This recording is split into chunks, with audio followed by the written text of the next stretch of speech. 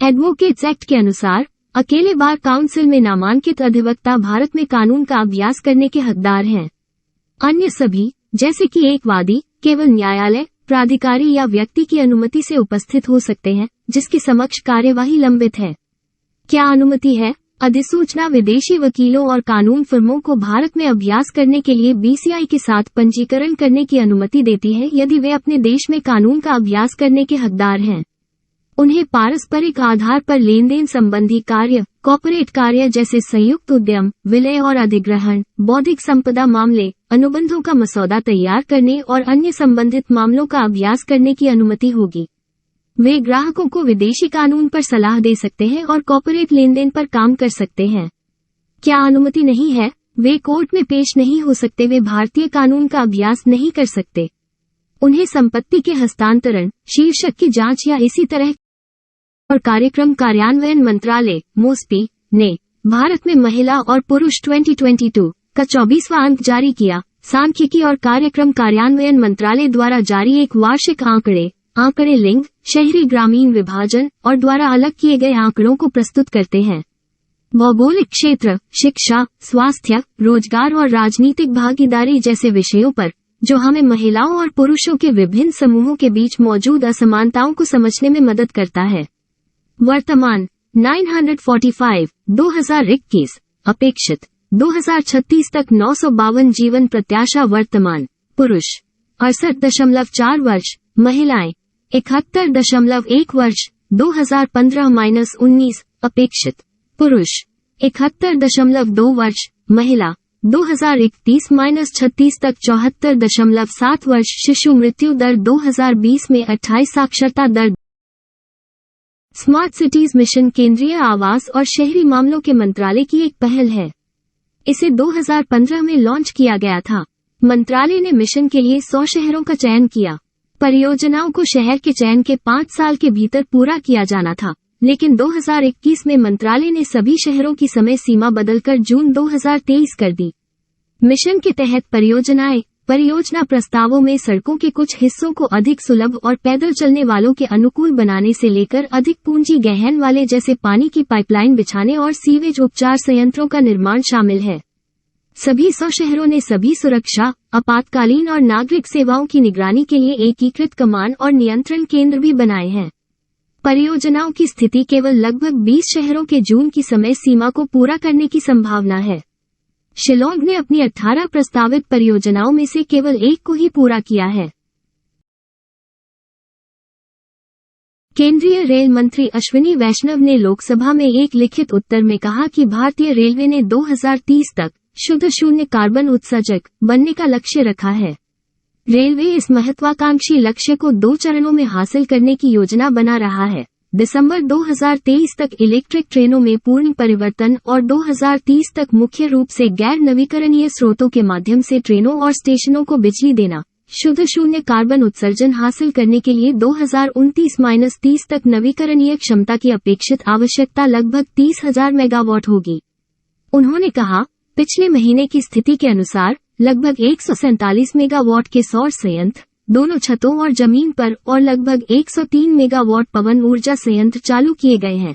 करीब 2150 मेगावाट अक्षय ऊर्जा क्षमता का समझौता किया गया है। इस कदम से भारत को 2030 तक अपने कार्बन उत्सर्जन को 33% तक कम करने के राष्ट्र। सरकार ने स्विट्जरलैंड के नेतृत्व वाले यूरोपीय मुक्त व्यापार संघ EFTA देशों के लिए सोने के लिए किसी भी शुल्क रियायत या बौद्धिक संपदा अधिकार IPR व्यवस्था को आसान बनाने से इनकार कर दिया है। भारत स्विट्जरलैंड से सोने का आयात करता है। स्विट्जरलैंड से आयातित सोने का भारत के कुल सोने के आयात का लगभग आधा हिस्सा है। EFTA देश सोने के लिए कम या शून्य आयात शुल्क की मांग कर रहे हैं। भारत ने इसे खारिज कर दिया है। EFTA के बारे में EFTA स्थान 1960 मुख्यालय जिनेवा अपने सदस्यों के बीच मुक्त व्यापार और आर्थिक एकीकरण को बढ़ावा देने के लिए 4 देशों आइसलैंड, लिखटेनस्टीन, नॉर्वे और स्विट्जरलैंड का एक अंतर सरकारी संगठन है।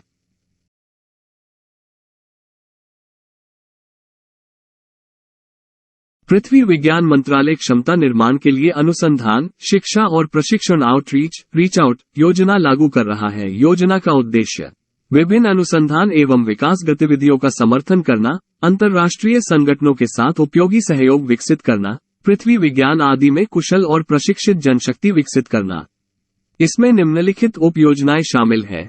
पृथ्वी प्रणाली विज्ञान में अनुसंधान एवं विकास, RDESS, ऑपरेशनल ओशनोग्राफी के लिए अंतर्राष्ट्रीय प्रशिक्षण केंद्र, इटकोशन, पृथ्वी प्रणाली विज्ञान में कुशल जनशक्ति के विकास के लिए कार्यक्रम, desk. Please subscribe my channel Stubborn Academy and like this video. अमेरिकी सेना ने कहा कि उसका MQ-9 रीपर ड्रोन एक रूसी Su-27 लड़ाकू जेट के प्रोपेलर को क्षतिग्रस्त करने के बाद काला सागर में दुर्घटनाग्रस्त हो गया। MQ-9 रीपर ड्रोन क्या है? ये दूर से संचालित होने वाला ड्रोन है। ये 27 घंटे से अधिक समय तक 50,000 फीट तक पहुंच सकता है। कैमरे, सेंसर और रडार के साथ खुफिया जानकारी एकत्र कर सकता है। ये सटीक वार भी कर सकती है। काला सागर यूरोप और एशिया के बीच स्थित अटलांटिक महासागर का एक भूमध्य सागर है।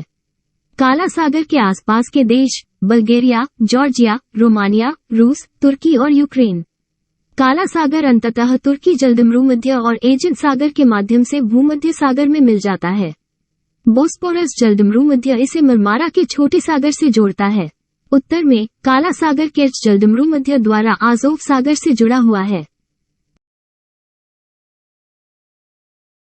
सरकार तमिलनाडु में एक समुद्री शैवाल पार्क की योजना बना रही है, इस खतरे की अनदेखी करते हुए कि कप्पा फाइकस एक व्यापक रूप से विकसित आक्रामक समुद्री शैवाल है, जो मन्नार समुद्री राष्ट्रीय उद्यान की खाड़ी में कोरल को पैदा करता है। कप्पा फाइकस लाल शैवाल की एक प्रजाति है। प्रजातियां पूर्वी अफ्रीका, इंडोनेशिया, मलेशिया, हैनान द्वीप, फिलीपींस और माइक्रोनेशिया के पानी में वितरित की जाती हैं।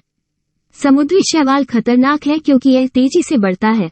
15-30 दिनों में इसका आकार दोगुना हो जाता है और जीवित मूंगों को पनपने की तलाश करता है, देशी समुद्री शैवाल के विपरीत, जो आमतौर पर मृत मूंगों पर उगते हैं। कप्पा फाइकस आजीविका और मुनाफे में सुधार करने के लिए और कप्पा कैरिजेनम के भारत के आयात को कम करने के लिए शैवाल से निकाले गए एक पॉलीसेकेराइड जो औद्योगिक मसूड़ों में उपयोग करता है और आइसक्रीम, टूथपेस्ट, जेली, दवाओं और पेंट में एक चिकनाई एजेंट के रूप में उपयोग करता है। Please subscribe my channel. Gujarat सरकार ने राज्य में 40 वयस्क और उपवयस्क शेरों को बरदा वन्यजीव अभयारण्य में स्थानांतरित करने की योजना बनाई है। गिर राष्ट्रीय उद्यान से लगभग 100 किलोमीटर दूर बरदा अभयारण्य को एशियाई शेरों को समायोजित करने के लिए एक संभावित स्थल के रूप में पहचाना गया है।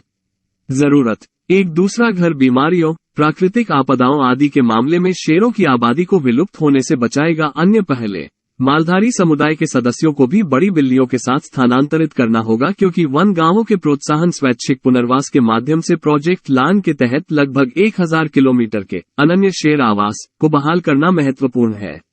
मालधारी स्थानीय देहाती समुदाय हैं जो गिर संरक्षित क्षेत्रों और बरदा WLS के भीतर बसे हुए हैं।